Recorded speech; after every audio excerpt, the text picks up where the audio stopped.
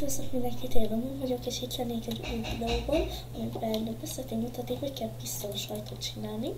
Ugye itt van egy ilyen ajtó, és kinyílik.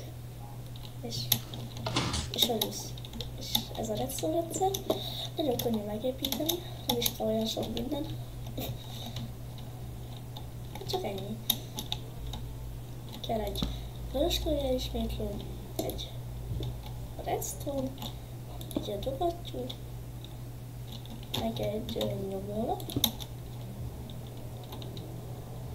Meg még ugye, amikor meg szeretnéd építeni, még például most kő. Na, el is kezdem megépíteni. Úgy kell, hogy kettőt lássam. Végére két redstone-t és egy ilyet. Azt mindegy, hogy hogyan állítod be. Ha nem akarod, hogy késel, akkor nem úgy. És ahol van a vöröskő, oda leraksz két nyomólapot. Aztán egy blokkot kiadsz, és aztán ide kettőt. És akkor itt még marad egy blokk, és ugyanazt megteszed itt is. És ide leraksz egy ilyen blokkot, vagy ilyen blokkot, vagy ilyen akármit. Na. És akkor itt is lássol kettőt. Nem, rosszul mutatom. Itt lássol kettőt, két vöröskő. Fákja, bocsánat. És elássol, ameddig akarsz. És ott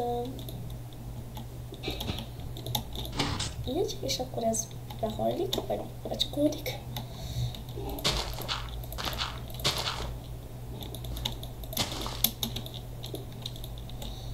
Ezt és ezt is így berakod, és kinyílik.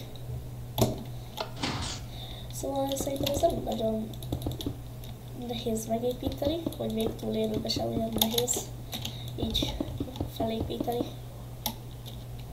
Lehet, hogy ragacsot elég nehezen fogsz találni, de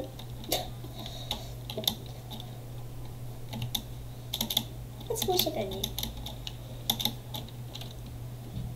Köszönöm szépen a figyelmet, ha tetszett a videó, nyomj egy lájkot és iratkozz fel. Sziasztok!